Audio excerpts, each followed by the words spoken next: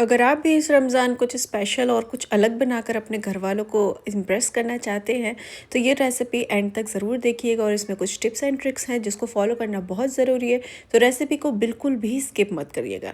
अस्सलाम वालेकुम, welcome back to Ayesha kitchen corner. और आज हम आप सबके लिए बहुत ही ज़बरदस्त और बहुत ही बेहतरीन सी रेसिपी लेकर आए हैं जिसका नाम है चिकन ब्रेड। आप इसे चिकन पॉकेट भी कह सकते हैं या चिकन ब्रेड भी कह सकते हैं। हम बेकरी पर तो ये बहुत सारी चीज़ें, इस तरह की चीज़ें हमने बहुत खाई होंगी, लेकिन हमें नहीं पता होता है कि वो किस तरह से बन रही हैं, कितनी हाइजीन है या कितनी हेल्दी है हमारे लिए। हमें नहीं पता कि उसमें कितने प्रिजर्वेटिव्स हैं। तो आज ही वही रेसिपी सेम हम घर पर बनाएंगे, और वो भी बहुत ही आसान तरीके से और घर के ही सारे इंग्रेडिएंट्स से। इसमें कोई भी मैं एक फैंसी आइटम नहीं डालूंगी, आप देखिएगा एंड तक ज़रूर। जो कि आपके घर में ही जो अवेलेबल चीज़ें होती हैं उसी से मैं सारी चीज़ें बना लूँगी। तो चलिए रेसिपी को शुरू करते हैं। बिस्मिल्लाहिर्रहमानिर्रहीम। तो सबसे पहले मैंने यीस्ट जनरेट किया था। यीस्ट को मैंने गर्म पानी में 1 टेबलस्पून शुगर डालकर और 1 टेबलस्पून इसमें यीस्ट का डाल के थोड़े से वार्म वाटर में ये जनरेट करने के रख दिया था। मैं आपको सबसे पहले एक टिप बताना चाहूँगी कि कभी भी यीस्ट को जनरेट किया करें ना, तो सबसे पहले कोशिश ये किया करें कि यीस्ट को अलग से ही जनरेट करें। मतलब डायरेक्ट कुछ लोग जो आपके अपने मैदे में और आटे में, डो में, जिसमें भी डाल देते हैं ना, तो उससे क्या होता है कि कभी कभी यीस्ट जनरेट नहीं होती है या यीस्ट ख़राब होती है, तो आपका सारा डो ख़राब हो जाता है। तो कोशिश यही किया करें कि पहले अलग से यीस्ट को जनरेट कर लें और उसके बाद ही आप इसमें ऐड करें। अच्छा, इसके बाद मैंने तकरीबन इसमें 2 कप मैदा ले लिया था और उसमें थोड़ा सा ऑयल या बटर डालकर आपने थोड़ा सा नमक डालकर इसको इस तरह से मिक्स कर लेना है जिस तरह आपको स्क्रीन पर दिख रहा है। तकरीबन 5 to 7 मिनट में ही आपकी यीस्ट अगर अच्छी होगी तो जनरेट हो जाएगी, और इस तरीके से थोड़ा थोड़ा करके आप इसे मिक्स कर सकते हैं।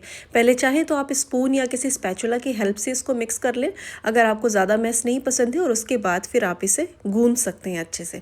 तो मैंने जैसे आपको टिप बताई है, तो ये सबसे पहले टिप यही होती है कि आपने क्या करना है कि यीस्ट को अलग से ही जनरेट करना है। कभी भी साथ में आप इस यीस्ट को जनरेट मत किया करिए, क्योंकि अगर आपने डो के साथ अगर यीस्ट को जनरेट किया तो आपका पूरा ओवरऑल डो जो है, जो आपका मैदा है, अगर वो हुआ तो वो ख़राब हो जाएगा।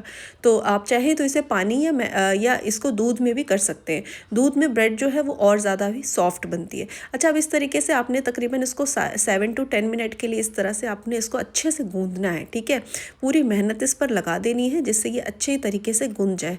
और याद रखिएगा कि आपने गूंदना है इसे। इसका जो डो होना चाहिए वो सेमी सॉफ्ट होना चाहिए। बहुत ज़्यादा मतलब ना तो हार्ड होना चाहिए और ना ही सॉफ्ट होना चाहिए। ठीक है, तो आपने जिस तरह से मैंने कंसिस्टेंसी आपको दिखाई है, बिल्कुल एग्जैक्ट वैसी ही कंसिस्टेंसी होना चाहिए। और इसके बाद आपने इसको क्लिंग रैप से इस तरह से आपने पूरा रैप करके और गर्म जगह पर रख देना है। अब मैं आपको एक और टिप देती हूँ। तब तक पहले हम फिलिंग की तैयारी करते हैं। जब तक सब्जियाँ चॉप्ड हो रही हैं तब तक मैं आपको एक सबसे बेहतरीन सी टिप देती हूँ जो कि आपके काम आएगी। सेकेंड टिप इस रेसिपी की ये है कि ये जो सर्दियाँ जिस हिसाब से चल रही हैं, इस हिसाब से क्या होता है कि हमारा जो डो है ना वो जल्दी राइस नहीं होता है। उसके लिए तकरीबन हमें 3-4 घंटे लगते हैं फर्मेंट होने में। अच्छा, सबको पता है कि इस वक्त इतना टाइम तो किसी के पास नहीं होता कि रेसिपी बनाने के लिए, या फिर ऐसा हो कि हम रात में अपने जो ये डो है इसको रख दें तो फिर सुबह बनाने की तैयारी करें। लेकिन अक्सर ऐसा नहीं होता है। लोग फ़ौरन ही स्टार्ट करते हैं तो सोचते हैं कि हमारी रेसिपी जल्दी से जल्दी फिनिश हो जाए। तो मैं ये आपको एडवाइस दूंगी कि आपने क्या करना है, जब सर्दियों में आपको कभी भी अपना ये यीस्ट जनरेट करना हो ना, तो आपने क्या करना है कि आपने अपना किसी गर्म जगह पर अपनी स्टोव को रखना है और उसके नीचे एक पतीला रखना है जिसमें गर्म पानी भर देना है। गर्म पानी भरने के बाद आपने इसी को पूरा क्लिंग रैप के साथ रैप हुआ हुआ आपने इस बाउल को उसके ऊपर रख देना है। पानी ना लग पाए बिल्कुल भी, बट आपने इस तरह से रखना है कि वो बाउल आपका पूरे गर्म पानी में अंदर को रहे। और इसके बाद आपने क्या करना है, बेहतर तो ये होगा कि आप इसे अवन में रख दें। अवन मतलब बंद अवन में, चलते हुए अवन में नहीं। तो इसके बाद आप इसे रखेंगे और तकरीबन 1 घंटे के अंदर ही अंदर देखिएगा इंशाल्लाह आपकी जो यीस्ट है, आपका जो डो है वो पूरा राइस हो जाएगा। अच्छा, आपने स्क्रीन पर देखा ही होगा कि मैंने कौन कौन सी वेजिटेबल ली थी। इसे मैंने टमाटर ले लिया था, प्याज ले ली थी और शिमला मिर्च ले लिया था।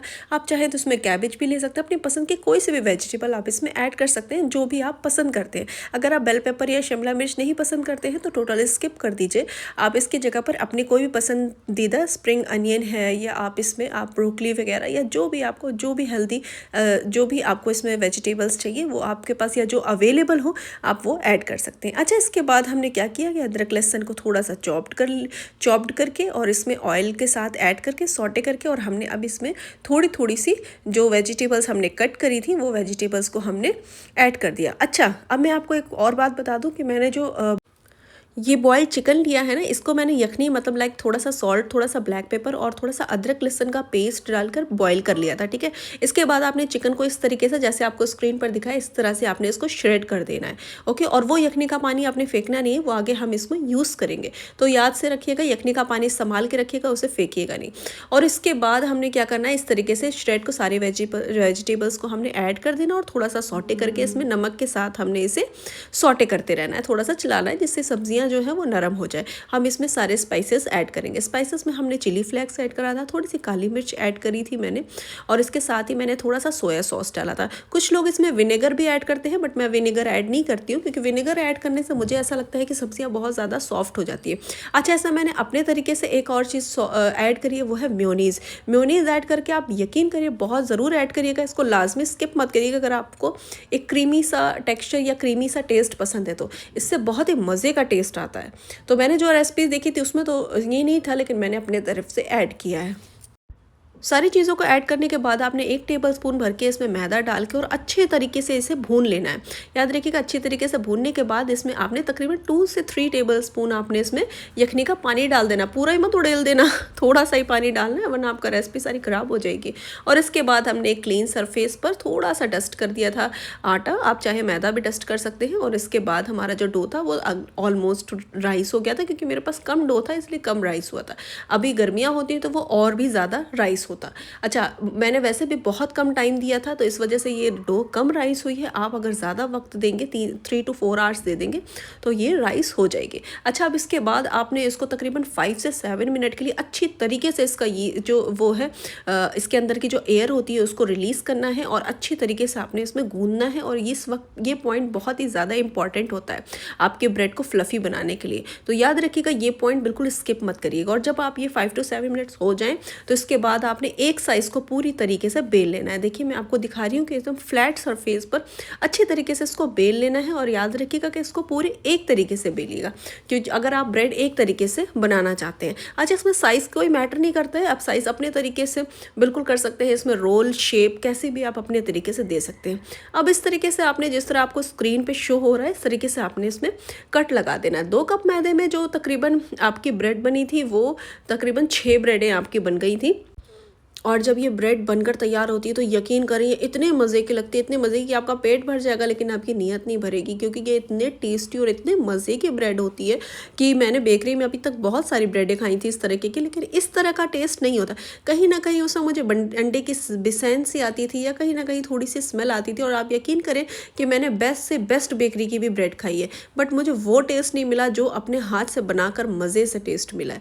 अच्छा, अब इस तरीके से क्या करना है ना, आपने इस तरीके से कट लगा देना। ये कट सिर्फ हम क्या करते हैं कि इसको खूबसूरत सा शेप देने के लिए कट लगाते हैं, लाइक जैसे क्रोसो में हम कट लगाते हैं ना, जस्ट लाइक इस तरह से। अच्छा, अब इसके बाद आपने फिलिंग ऐड कर देनी। फिलिंग ऐड करने के बाद आपने थोड़ी सी इसमें चीज़ ऐड कर देनी।